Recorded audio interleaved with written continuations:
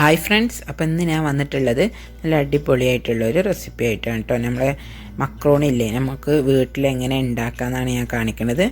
അപ്പോൾ അതിന് വേണ്ടിയിട്ട് ഞാൻ എടുത്തിട്ടുള്ളത് ഗോതമ്പിൻ്റെ പൊടിയാട്ടോ. അപ്പോൾ ഒരു കപ്പ് ഗോതമ്പ് പൊടി വെച്ചിട്ടാണ് ഞാനിപ്പോൾ ഉണ്ടാക്കുന്നത്. അപ്പോൾ നമുക്ക് ഗോതമ്പ് പൊടി എടുക്കുക, എന്നിട്ട് ഒരു കുണ്ടുള്ള പാത്രത്തേക്ക് ഇടുക. എന്നിട്ട് അതിലേക്ക് നമ്മൾ ആവശ്യത്തിനുള്ള ഉപ്പിട്ട് കൊടുക്കാം. അപ്പോൾ ഉപ്പിട്ട് കൊടുത്തതിന് ശേഷം നമുക്ക് കൈ വെച്ച് തന്നെ ഒന്ന് ഇളക്കി കൊടുക്കുക. എന്നിട്ട് നമുക്ക് ഇതിലേക്ക് ആവശ്യത്തിനുള്ള വെള്ളം ഒഴിച്ചുകൊണ്ട് നല്ലോണം ഒന്ന് കുഴച്ചെടുക്കാം. നമുക്ക് ചപ്പാത്തിക്കോ കുഴക്കണം ആദ്യം തന്നെ കേട്ടോ കുഴക്കേണ്ടത്. അപ്പോൾ ഞാനിപ്പോൾ ഒരു കപ്പ് വെള്ളം എടുത്തിട്ടുണ്ട് തിളപ്പിച്ചത്. പക്ഷെ അതൊന്നായിട്ട് ഒഴിച്ചു കൊടുക്കേണ്ട, ഒരു അരക്കപ്പിൻ്റെ അടുത്തൊക്കെയുള്ള ആവശ്യം വരിക, ഓരോ പൊടിക്കനുസരിച്ചാണ് കേട്ടോ. അപ്പോൾ നിങ്ങൾ കുറച്ച് ഒഴിച്ചിട്ട് നമ്മൾ ചപ്പാത്തിക്കോ കുഴച്ചെടുക്കില്ല, ആ പാകത്തിന് കുഴച്ചെടുത്താൽ മതി. നല്ലോണം കുഴച്ചെടുക്കണം കേട്ടോ.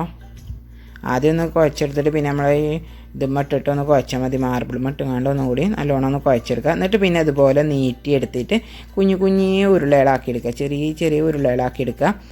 എന്നിട്ട് നമുക്ക് ഇതുണ്ടാക്കാം. ഞാനിപ്പോൾ ഒരു ഷേപ്പിന് വേണ്ടിയിട്ടാട്ടോ ഇത് കാണിക്കണത്. ഞാൻ വേറെ ഒന്നും നിങ്ങൾക്ക് കാണിച്ചു തരത് കഴിഞ്ഞിട്ട്. ഞാനിനി മക്രോണിൻ്റെ ഷേപ്പ് ഉണ്ടാക്കണത് ഇതുപോലത്തെ ഒരു ഫോർക്ക് വെച്ചിട്ടാട്ടോ.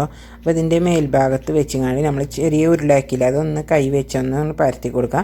എന്നിട്ട് മടക്കി കൊടുത്താൽ നല്ലൊരു ഡിസൈന് കിട്ടും. അപ്പോൾ ഇത് ഈസി ആയിട്ട് നമുക്ക് ഉണ്ടാക്കാൻ പറ്റുന്ന ഒരു ഡിസൈനാണ് കേട്ടോ.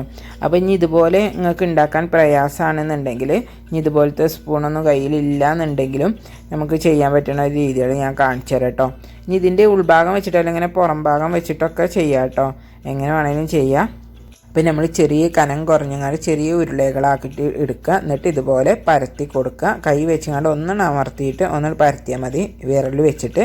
എന്നിട്ട് പിന്നെ അങ്ങനെ ഉരുട്ടിയെടുത്താൽ ഷേപ്പായിട്ട് നല്ല രസത്തിൽ ഷേപ്പായി കിട്ടും, ഈസി ആയിട്ട് ഉണ്ടാക്കാൻ പറ്റും. ഇതഞ്ഞ് സാധാ സ്പൂണാണെങ്കിൽ അതിൻ്റെ പുറത്ത് വെച്ചിട്ട് ഇതുപോലെ ഒന്ന് പരത്തി കൊടുക്കുക. എന്നിട്ട് ഷേപ്പില്ലാതെ വേണമെങ്കിൽ ഉരുട്ടിയെടുക്കുക, അല്ലെങ്കിൽ ഇതുപോലത്തെ ഒരു ഷേപ്പാക്കി എടുക്കുക, നിങ്ങൾക്ക് ഇഷ്ടമുള്ളതാക്കി എടുക്കുക. ഇനി ഇതൊക്കെ ചെറിയ ഉരുളാക്കിയിട്ട് ഇപ്പോൾ ഞാൻ എടുത്തത് നിങ്ങൾക്ക് ബുദ്ധിമുട്ടാണ്, ഇത് ഒരു നുള്ളാരപ്പണിയൊക്കെ ആയിട്ട് തോന്നുകയാണെന്നുണ്ടെങ്കിൽ ആ മാവ് ഒന്നായിട്ട് പരത്തിയെടുക്കുക. അപ്പോൾ ഞാൻ നിങ്ങൾക്ക് കാണിച്ചു തരാൻ വേണ്ടിയിട്ട് ചെറിയൊരു ഉരുള എടുത്ത് വെച്ചതാട്ടോ. ഇത് വലിയൊരു മാവാന്ന് കരുതിയാൽ മതി.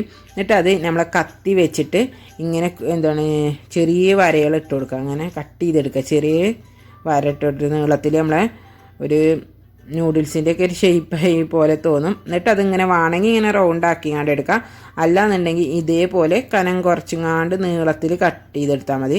എന്നിട്ട് ഇതുപോലെ തന്നെ എടുത്താൽ മതി. അല്ലാന്നുണ്ടെങ്കിൽ ഇതുപോലെയൊക്കെ ഇങ്ങനെ പിരിച്ച് കൊടുത്തിട്ട് മോഡലാക്കുക, അല്ലെങ്കിൽ ആ റൗണ്ട് ഇപ്പോൾ ഞാൻ കാണിച്ചിരുന്നില്ല നമ്മളെ മുറുക്കിൻ്റെയൊക്കെ ഷേപ്പ്, അതുപോലെയൊക്കെ ആക്കുക. ഇങ്ങനെ ഇഷ്ടമുള്ള ഷേപ്പിലാക്കിയെടുക്കുക. ഇനി വെറുതെ ഇതിങ്ങനെ നീളത്തിൽ അരിഞ്ഞിട്ടിട്ട് എടുത്താലും മതി. അപ്പോൾ ഈസി ആയിട്ട് കിട്ടും ചെയ്യും. ഇങ്ങനെ ഒന്നായിട്ട് ആ മാവ് നമ്മൾ കുഴച്ച മാവ് വലുതായിട്ട് പരത്താൻ പറ്റുമെങ്കിൽ അങ്ങനെ, അല്ലെങ്കിൽ രണ്ട് വലിയ മാവാക്കിയിട്ട് പിന്നെ ഇതുപോലെ പരത്തിയെടുക്കുക. എന്നിട്ട് ഇതുപോലെ ഒന്നാണ് കട്ട് ചെയ്ത് കൊടുത്താൽ മതി.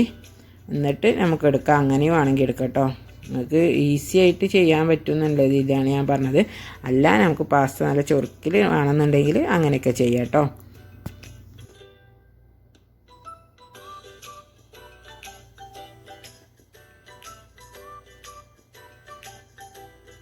നമ്മൾ ഈ മക്രോണിയെ നമുക്കൊന്ന് വേവിച്ചെടുക്കണമല്ലോ. അപ്പോൾ അതിന് വേണ്ടിയിട്ട് നമ്മളൊരു പാത്രം അടുപ്പത്ത് വെക്കുക. എന്നിട്ട് അതിൽ കുറച്ച് വെള്ളം വെക്കണം.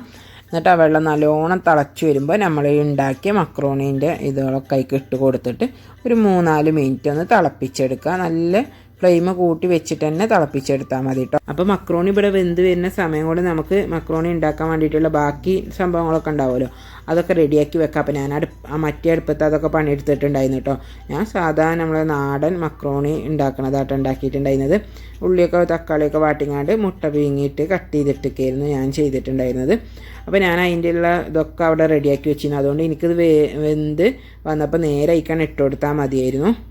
അപ്പോൾ ഞാൻ സാധാ നോർമലായിട്ടുള്ളതായിട്ട് ഉണ്ടാക്കിയത്. നിങ്ങൾക്ക് ഇഷ്ടമുള്ള രീതിയിൽ നിങ്ങളെങ്ങനെ ഉണ്ടാക്കണം അതേപോലെ ഉണ്ടാക്കാം. അപ്പോൾ ഇത്രയേ ഉള്ളൂ, ഈസി ആയിട്ട് നമുക്ക് വീട്ടിൽ ഉണ്ടാക്കിയെടുക്കാം. കുട്ടികൾക്കൊക്കെ ഇഷ്ടമുണ്ടാകും. അപ്പോൾ എല്ലാവരും ഒന്ന് ഉണ്ടാക്കി കൊടുക്കട്ടോ. അപ്പോൾ വീഡിയോ എല്ലാവർക്കും ഇഷ്ടമായിട്ടുണ്ടാകുമെന്ന് കരുതുന്നുണ്ട്. ഇഷ്ടമായിട്ടുണ്ടെങ്കിൽ നിങ്ങളുടെ അഭിപ്രായങ്ങൾ അറിയിക്കുക. വീഡിയോ ലൈക്ക് ചെയ്യാതെ ഇരുന്നിട്ടുണ്ടെങ്കിൽ ലൈക്ക് ചെയ്യുക. സബ്സ്ക്രൈബ് ചെയ്യാതെ കാണുന്നവരൊന്ന് സബ്സ്ക്രൈബ് കൂടി ചെയ്യാം കേട്ടോ. അപ്പോൾ നിങ്ങൾ വീഡിയോ ഒന്ന് ഷെയർ ചെയ്യുകൊണ്ടു. അപ്പോൾ അടുത്ത വീഡിയോ ആയിട്ട് വരാം കേട്ടോ.